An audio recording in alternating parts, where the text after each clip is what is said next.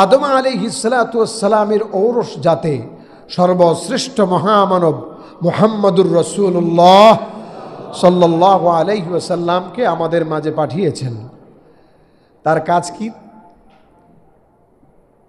আল্লাহ রাব্বুল আলামিন বলেছেন, ইয়াতলু আলাইহিম আয়াতিহি, আল্লাহর পক্ষ থেকে নাজিল করা তেলাওয়াতের মাধ্যমে, কোরআনের মাধ্যমে তিনি মানুষকে রাস্তা দেখিয়েছেন। ওয়ায়ুযাক্কিহিম, এবং তাদেরকে পরিশুদ্ধ করেছেন।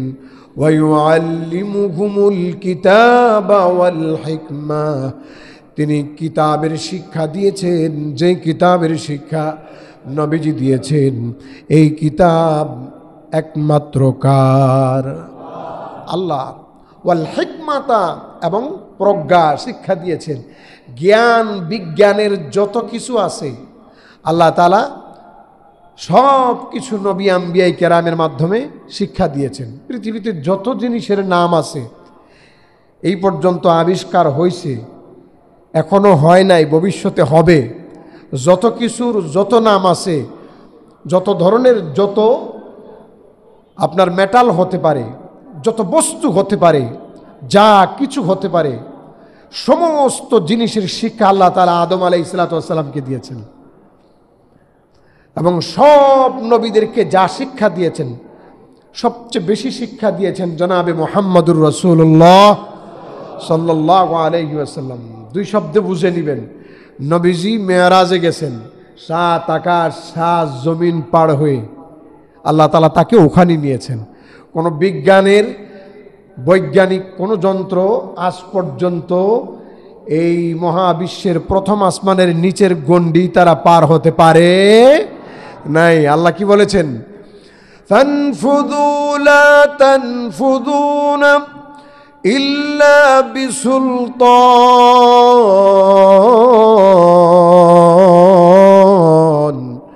ফাবিআইয়ি আলা'i রাব্বিকুমা তুকাযযিবান। অতিক্রম করতে পারবে না যদি আল্লাহর অনুমোদন না থাকে। সবচেয়ে বড় বিজ্ঞানী হলেন জনাবে মুহাম্মদুর রাসূলুল্লাহ সাল্লাল্লাহু আলাইহি ওয়াসাল্লাম। এই বিজ্ঞানীর উপর মহাপ্রজ্ঞাময় এক কিতাব নাজিল করা হয়েছে, যার নাম আল কোরআন। সুবহানাল্লাহ বলেন। যিনি নাজিল করেছেন তিনি হলেন ওয়া হুয়াল আজিজুল হাকিম। সুবহানাল্লাহি ওয়া বিহামদিহি। মহাপ্রজ্ঞাময় আল্লাহ রাব্বুল আলামিনের তরফ থেকে মহাবিজ্ঞানময় মহাবিজ্ঞানের উপর কিতাব নাজিল করা হয়েছে।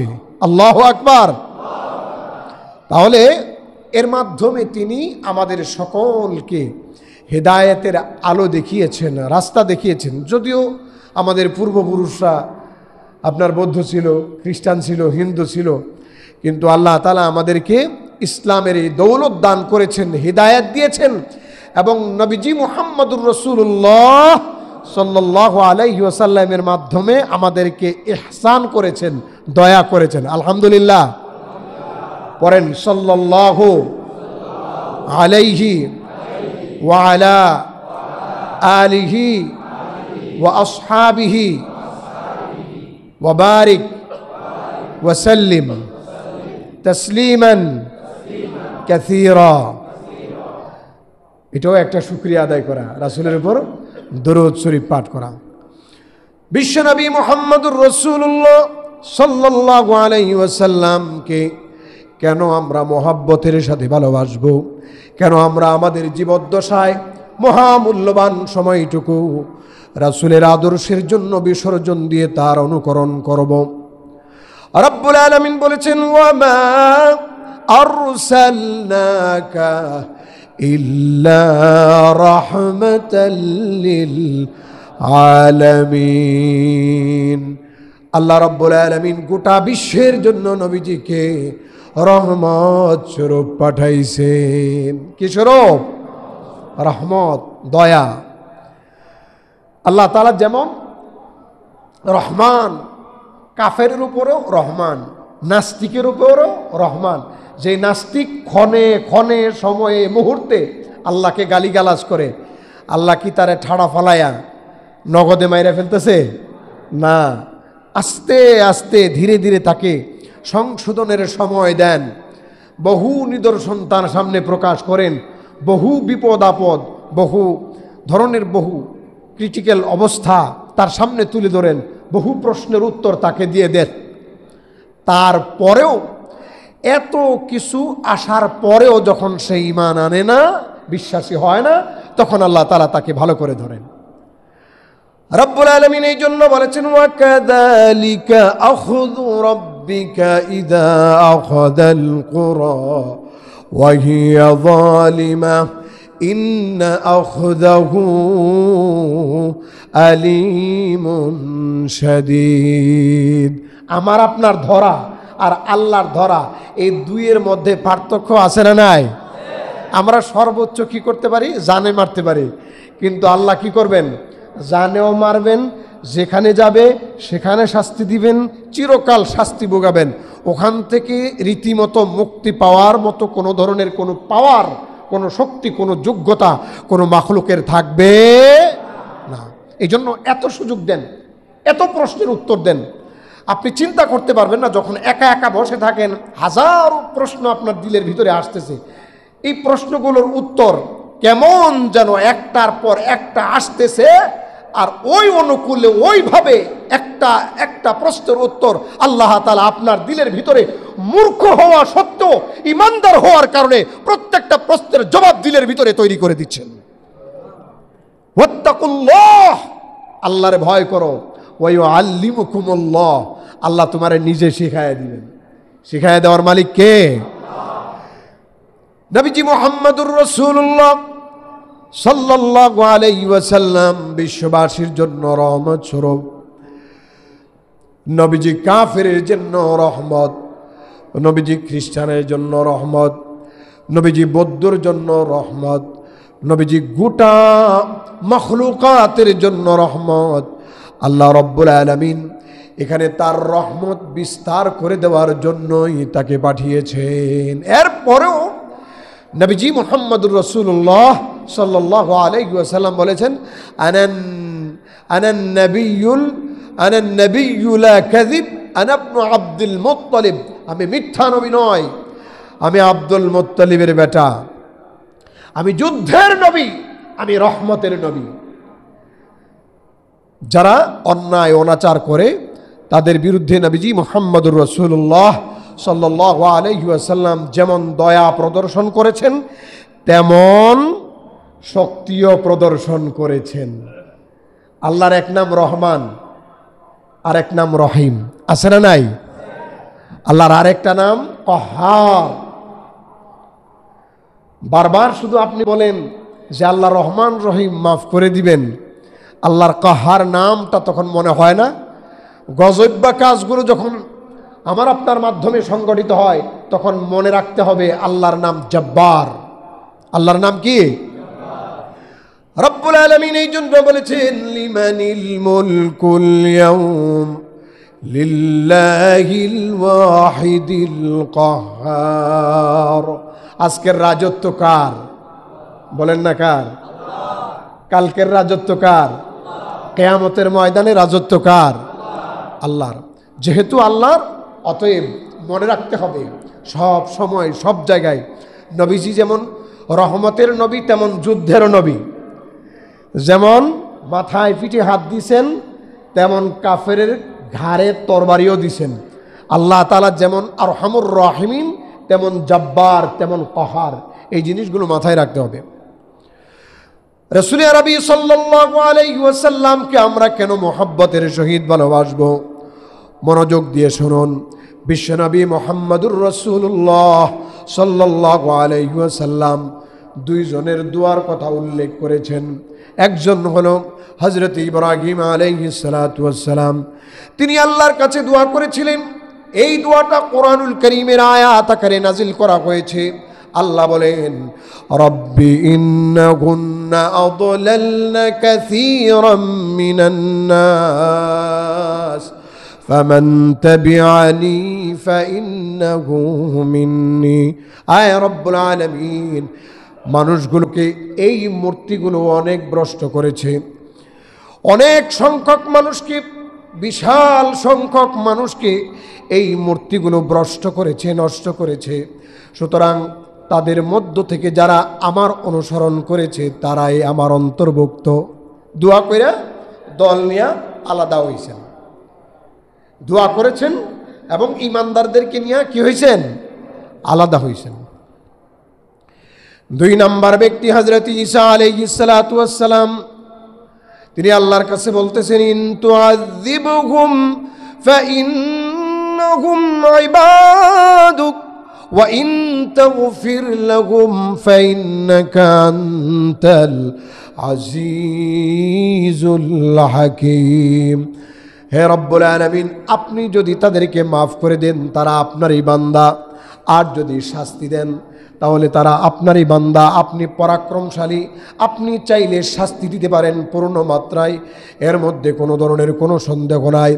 আপনি মহাপ্রজ্ঞাময় রব্বুল আলামিন, আপনি যদি কোনো বান্দাকে তার পাপের কারণে শাস্তি দেন সেই ক্ষেত্রে আপনি পূর্ণ ক্ষমতাবান, আপনাকে কেউ ঠেকাতে পারবে না। এবার নবীজি মুহাম্মদুর রাসূলুল্লাহ সাল্লাল্লাহু আলাইহি ওয়াসাল্লাম 2 হাত উত্তোলন করলেন আকাশের দিকে। ফারাফা ইয়াদাইহি ওয়া ক্বালা আল্লাহুম্মা উম্মতি, আল্লাহুম্মা উম্মতি উম্মতি। আল্লাহু আকবার বলেন। নবীজি বলেন, আয় আল্লাহ, আমার উম্মত, আমার উম্মত। এই কথা বলে ক্রন্দন শুরু করলেন। ফাকাল আল্লাহু আযজা ওয়া জাল, আল্লাহ তাআলা বলেন, ইয়া জিবরাইল ইযহাব ইলা মুহাম্মদ, মুহাম্মদ সাল্লাল্লাহু আলাইহি ওয়াসাল্লামের কাছে যাও। ওয়া রাব্বুকা আলাম, তোমার রব ভালো করেই জানে তুমি যা কি প্রশ্ন করবা। আমার হাবিবের দিলের ভিতরে কি আছে এটা তুমি না জানলেও আমি ঠিকই জানি। যাও, জয়া প্রশ্ন করো, হে মুহাম্মদ, আপনার ক্রন্দনের কারণ কি? আপনি কেন কাঁদতেছেন? কি জন্য রোনা জারি করতেছেন, কান্নাকাটি করতেছেন? জিবরিল আমিন আলাইহিস সালাতু ওয়াস সালাম আসলেন, কান্দার কারণ জিজ্ঞেস করলেন। রাসূল আরবি সাল্লাল্লাহু আলাইহি ওয়াসাল্লাম কি কারণে কাঁদতেছেন আল্লাহ জানেন কি জানেন না? ওয়া হুয়া আলাম। ফাকাল আল্লাহু ইয়া জিবরিল ইযহাব ইলা মুহাম্মদ ফাকুল ইন্না সানুরদিকা ফি উম্মাতিকা ওয়ালা নাসুক। কারণ জিজ্ঞেস করার পর তুমি আমার হাবিবকে বলবা, হে মোহাম্মদ, হে মোহাম্মদ, আল্লাহ তাআলা আমাকে আপনার কাছে পাঠাইছেন, এবার আপনি সুসংবাদ গ্রহণ করুন। আল্লাহ রব্বুল আলামিন বলেছেন, যেই উম্মতের ব্যাপারে আপনি কাঁদতেছেন এই উম্মতের ব্যাপারে আল্লাহ রব্বুল আলামিন আপনাকে খুশি করে দিবেন। আপনার উম্মতের ব্যাপারে আল্লাহ রব্বুল আলামিন আপনার সাথে কোনো ধরনের কোনো খারাপ আচরণ করবেন না। আপনি আল্লাহর কাছে দোয়া করেন, রব্বুল আলামিন দোয়া কবুল করবেন, আপনি যা চান তাই হবে। আল্লাহু আকবার, আল্লাহু আকবার। নবীজি মুহাম্মদুর রাসূলুল্লাহ সাল্লাল্লাহু আলাইহি ওয়াসাল্লাম বলেন, মাসালি ওয়া মাসালুকুম কামাসালি রাজুলিন আওকাদা নারা। নবীজি এর দৃষ্টান্ত হলো, নবীজি এবং নবীজির উম্মতের দৃষ্টান্ত হলো ওই ব্যক্তির নেই যে একটা আগুন প্রজ্বলিত করেছে, একটা বাতি জ্বালাইছে। যখন বাতি জ্বালানো হয় তখন দেখবেন চতুর্দিক থেকে আইসা এই কীট পতঙ্গ, পোকামাকড়, উই পোকা ইত্যাদি উইরা উইরা আইসা পড়ে, পরে কি পড়ে না? ফাজাআলাল জানাদিব ওয়াল ফারাশ ইয়াকানা ফিহা। হাদিস শরীফের মধ্যে আসছে কীট পতঙ্গ, বিভিন্ন ধরনের পোকামাকড় এগুলো আয়সা পড়তেছে। আল্লাহর নবী বলেন, ওই আগুনের সামনে আমি দাঁড়ায় আছি, কীট পতঙ্গ যেমন আগুনের মধ্যে পড়তেছে তোমরাও ঠিক তেমনি জাহান্নামের মধ্যে পড়তেছো। আমি তোমাদের কোমরে ধরে ফেলতেছি, তোমাদের শরীরে ধরতেছি, যে কোনো মূল্যে তোমাদেরকে আমি বাঁচানোর চেষ্টা করতেছি। ওয়ান্তুম তাফাল্লাতুনা মিন ইয়াদি, তোমরা আমার হাত থেকে খালি ছুটে যাচ্ছিলে, আমার হাত থেকে খালি তোমরা পড়ে যাচ্ছিলে, ছুটে যাচ্ছিলে, আগুনের দিকে চলে যাচ্ছিলে। রাসূলুল্লাহ সাল্লাল্লাহু আলাইহি ওয়াসাল্লাম যেই চেষ্টা, যেই সংগ্রাম, যেই সাধনার মাধ্যমে তিনি উম্মতকে জাহান্নামের আগুন থেকে বাঁচানোর চেষ্টা করেছেন, সেই জন্য শুকরিয়া আদান। আবারও বলি সাল্লাল্লাহু আলাইহি ওয়াসাল্লাম। পড়েন সাল্লাল্লাহু আলাইহি ওয়াসাল্লাম, সাল্লাল্লাহু আলাইহি ওয়াসাল্লাম। কেন আমরা রাসূল সাল্লাল্লাহু আলাইহি ওয়াসাল্লামকে মুহাব্বতের সহিত ভালোবাসবো? আপনারা সূরা আল কাহাফ নিশ্চয়ই অনেকে পড়েছেন। আজকে সূরাতুল কাহাফের প্রথম 10 আয়াত, শেষ 10 আয়াত। এবং জুমার দিন যে ব্যক্তি সূরাতুল কাহাফের আমল করবে, আল্লাহ তাআলা তাকে শেষ জামানার দাজ্জালীয় যত ফিতনা আছে সমস্ত ফিতনা থেকে হেফাজত করবেন। এই 10টি আয়াতের প্রথম 10টি আয়াতের মধ্যে একটি আয়াত, ফালাআল্লাকা বাখিউন নাফসাকা আলা আথারিহিম ইল্লাম ইউমিনু বিহাযাল হাদিসি আসাফা। রাসূলের চাহিদা, তামান্না এমন ছিল যে রাসূল চাইতেন সব যেন মুসলমান হয়ে যায়। ওয়ালাউ হারাস্তা বিমুমিনিন, রাসূলের লোভ ছিল যেন সবাই মুমিন হয়ে যায়, সবাই ইসলামের অনুসারী হয়ে যায়, সবাই শিরিক বাদ দেয়, কুফরি বাদ দেয়, নেফাকি বাদ দেয়, সবাই যেন এক আল্লাহর গোলামি করে। অবস্থা এমন ছিল যেন তার জানকে তিনি নিজেই বের করে ফেলবেন। এতটা চাহিদা ছিল, এতটা লোভ ছিল ইমানের প্রতি, এতটা তামান্না ছিল মানুষের ইমানের প্রতি, মানুষ কিভাবে ইমান আনবে সেই জিনিসের প্রতি। সেই নবীজির সেই আদর্শ বাদ দিয়া আমরা আজকে সাম্প্রদায়িক সম্প্রীতির বাংলাদেশ গড়ার প্রত্যয় বিভিন্নভাবে নেওয়ার চেষ্টা করি। সাম্প্রদায়িক কি? সম্প্রীতি। ইসলাম ছাড়া আমি আর কোনো কিছুকে ভালোবাসি না, পরিষ্কার কথা। এই শব্দগুলো, এই বাক্যগুলো কাফের মুশরিকদের। থাকবেন ইসলামের আন্ডারে সমস্ত জাতি বসবাস করবে, যারা এই বসবাস করবে তারা চরম শান্তিতে বসবাস করবে।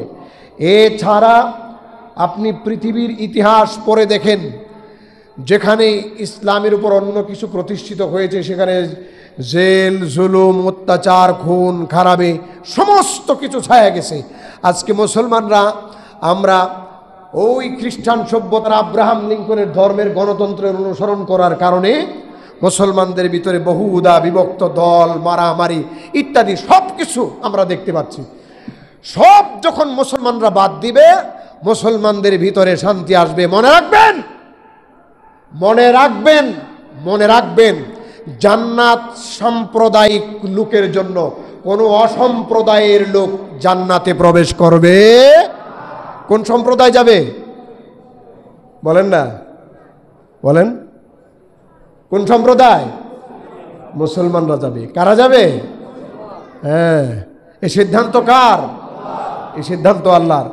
রাসূলুল্লাহ সাল্লাল্লাহু আলাইহি ওয়াসাল্লাম পরিষ্কার বলেছেন, আমার কথার আওয়াজ, আমার মিশনের আওয়াজ যার কানে পৌঁছেছে, চাই ইহুদি হোক, চাই খ্রিস্টান হোক, চাই বৌদ্ধ হোক, চাই অ্যাথিস্ট হোক, নাস্তিক হোক, মোরতাদ হোক, বেঈমান হোক, যে কোনো শ্রেণীর মানুষ হোক, তার কানে আমার ইসলামের আওয়াজ পৌঁছেছে আর সে ঈমান আনেনি, ইসলাম গ্রহণ করেনি, ওয়াল্লাহি আল্লাহর কসম সে জান্নাতে প্রবেশ করতে পারবে না।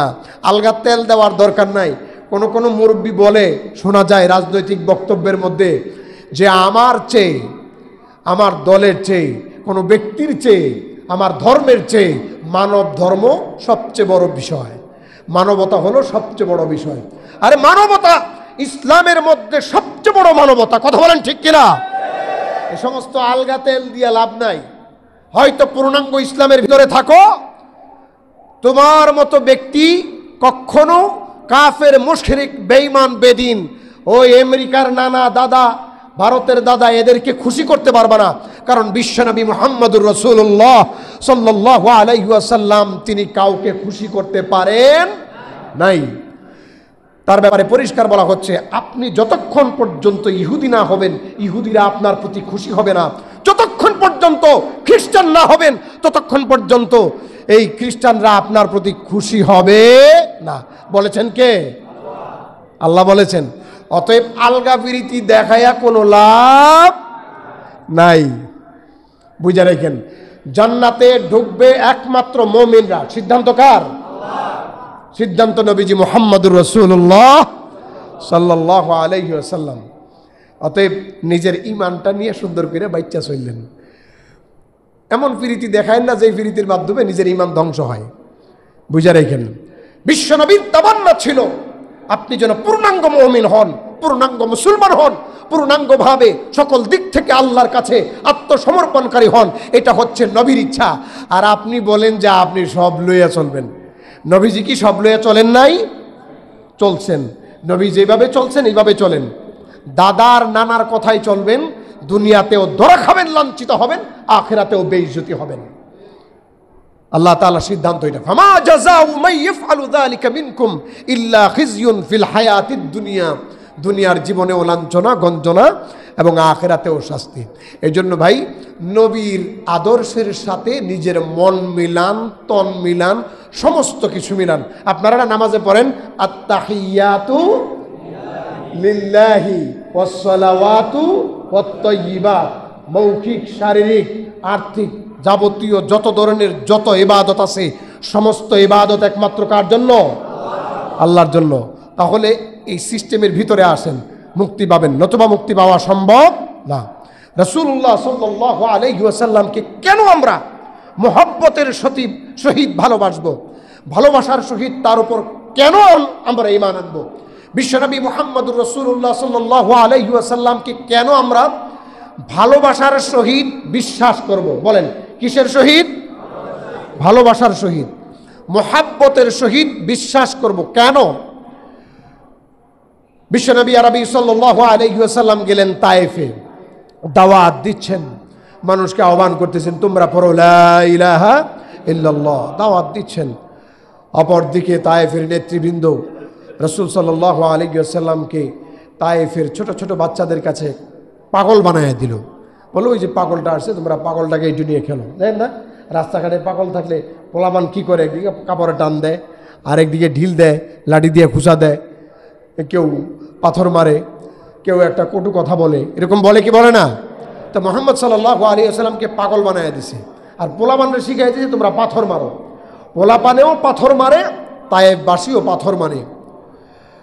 বিশ্বনবী আরবি সাল্লাল্লাহু আলাইহি ওয়াসাল্লাম রাহমাতুল লিল আলামিন, আল্লাহ তাআলার বন্ধু, যখন পাথরের আঘাতে জর্জরিত হলেন, আল্লাহ রব্বুল আলামিনের আরশ কেঁপে উঠল।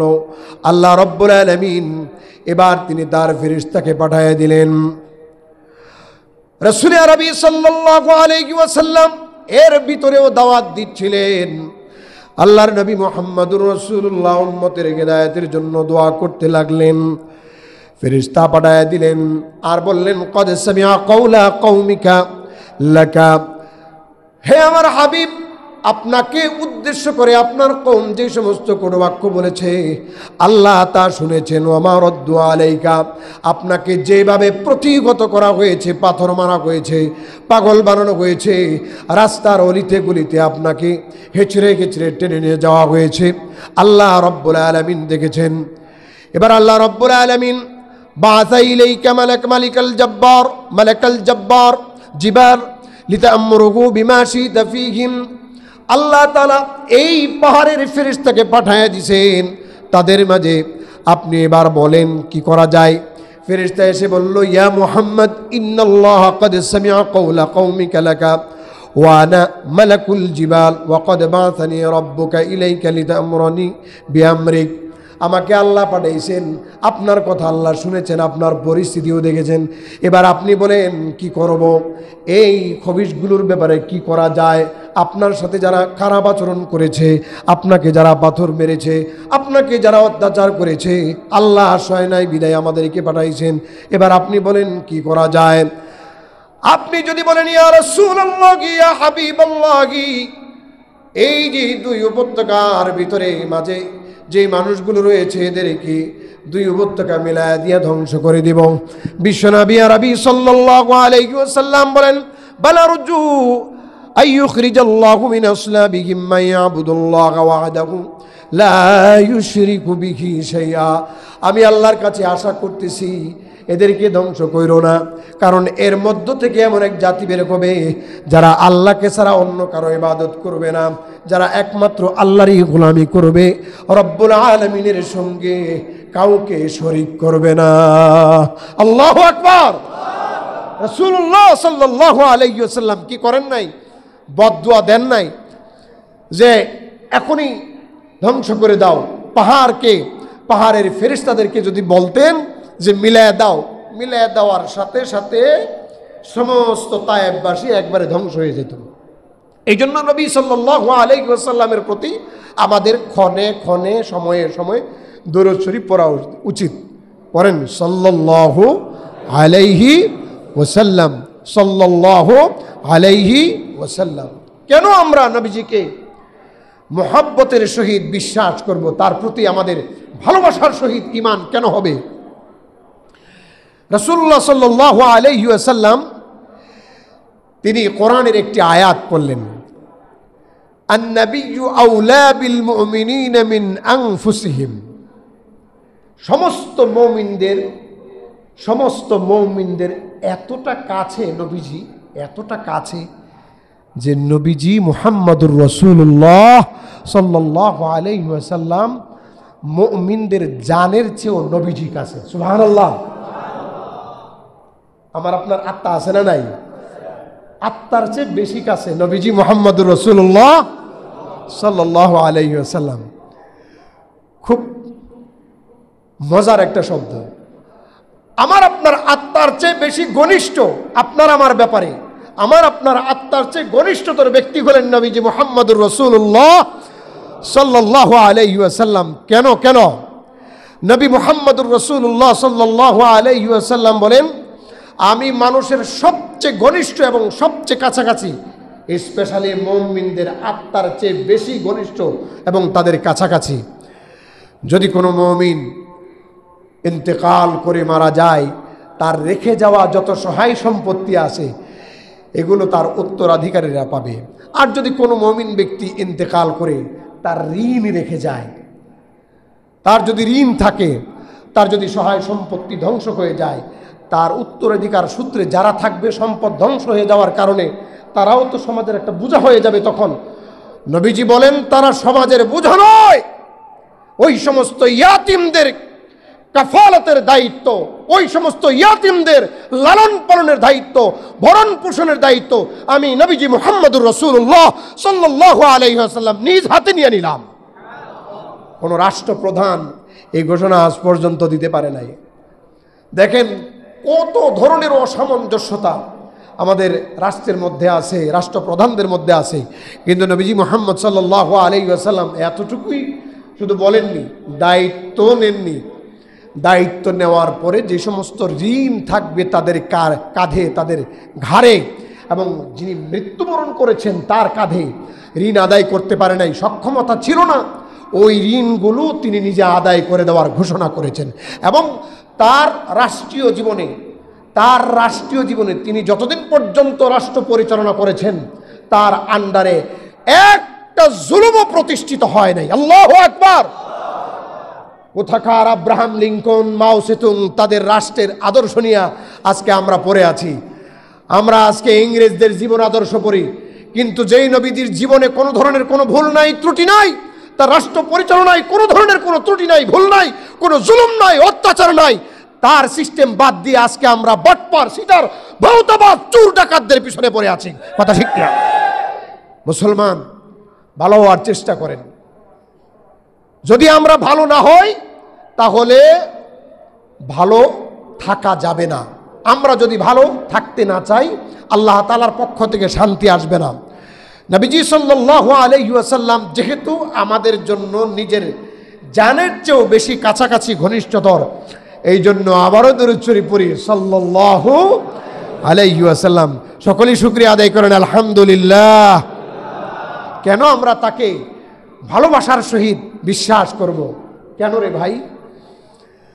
আমি এই হাদিসগুলো পড়ি আর অভিভূত হই, এই আয়াতগুলো পড়ি, আমার কাছে খালি মজাই লাগে, স্বাদ লাগে, দিলে ঈমানের স্বাদ অনুভব করছি। ওয়াল্লাহি, আল্লাহর কসম, নবী সাল্লাল্লাহু আলাইহি ওয়াসাল্লাম বলেন, লিকুল্লি নাবিয়্যিন দাওয়াতুন মুস্তাজাবা ইয়াদউ বিহা ফায়ুস্তাজাবা লাহ। প্রত্যেক নবী এক একটা স্পেশাল দোয়া করেছেন দুনিয়াতে, আল্লাহ তাআলা এই দোয়াগুলো কবুলও করেছেন, নিজের ব্যাপারে উম্মতের ব্যাপারে দোয়া করেছেন। কিন্তু আমাদের নবী বিশ্ব নবী মুহাম্মদুর রাসূলুল্লাহ সাল্লাল্লাহু আলাইহি ওয়াসাল্লাম বলেন, আমাকেও আল্লাহ তাআলা মুস্তাজাবুদ দাওয়াত বানাইছেন। আমি আমার এই দোয়া দুনিয়াতে করি নাই, আমি আমার উম্মতের জন্য স্পেশালি এই দোয়াটা কিয়ামতের ময়দানের জন্য রেখে দিয়েছি। আল্লাহু আকবার। ওয়া ইন্নী ইখতাবাতু দাওয়াতি শাফাআতান লিউম্মতি ইয়াউমাল কিয়ামাহ। কিয়ামতের কঠিন মাহশারে আমার উম্মতের স্পেশাল বিপদের সময় আমি আমার এই স্পেশাল দোয়াটা কাজে লাগাবো। রব্বুল আলামিনের সামনে বিশ্বনবী সিজদায় লুটায় পড়বেন, সবাই বলবে নফসি নফসি, নবীজি বলবেন উম্মতি উম্মতি, সবাই বলবে আমার কি হবে, আমার কি হবে। আর আমাদের নবীজি বলবেন আমার উম্মতের কি হলো, আমার উম্মতের কি হলো। সবাই যেখানে জান নিয়ে চিন্তায় ব্যস্ত, সেখানে নবী উম্মত নিয়ে ব্যস্ত। সেদিন আল্লাহর দরবারে নবীজি দোয়া করবেন, আর আল্লাহ রব্বুল আলামিন বলবেন মাথা উঠাও, দোয়া করো। নবীজি এমন প্রশংসা করবেন, আল্লাহ খুশি হয়ে যাবেন।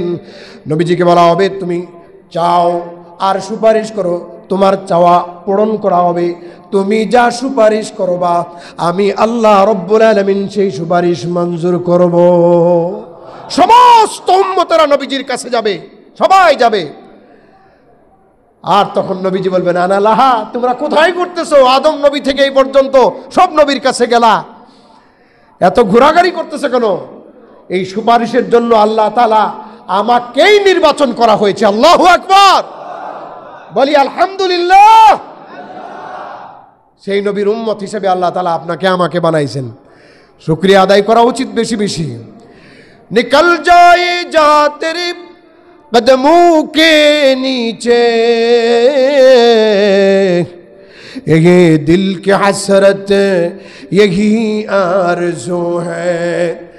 निकल जाए जा तेरे कदमों के नीचे ये दिल की हसरत यही आरज़ू है। नबीजीर पाए मुबारके, নবীজির কদম মুবারকে আমাদের জান উৎসর্গ হোক, সকলে বলুন আমিন। এবং এটা আমাদের তামান্না, আমরা নবীজির ইশক, নবীজির ভালোবাসায় দুনিয়া থেকে বিদায় হতে চাই। একজন সাহাবী এসে বলতেছেন ইয়া রাসূলুল্লাহ ইয়া হাবিবাল্লাহ, ইয়া রাসূলুল্লাহ ইয়া হাবিবাল্লাহ, কিয়ামত কখন হবে? আল্লাহর নবী জিজ্ঞেস করেন তুমি যে কিয়ামতের কথা জিজ্ঞেস করলা, প্রস্তুতি কি? তখন তিনি বলেন ইয়া রাসূলুল্লাহ, আমি আল্লাহকে ভালোবাসি এবং আপনাকে ভালোবাসি। সুবহানাল্লাহ বলেন না? আল্লাহকে ভালোবাসি এবং আপনাকে ভালোবাসি। নবীজি বললেন তুমি যাকে ভালোবাসো তার সাথেই তোমার হাসর নাসর হবে। হযরত আনাস রাদিয়াল্লাহু আনহু বলেন ইসলাম গ্রহণের পর আজকের মতো এমন আনন্দ আমি আর জীবনে কখনো পাই নাই।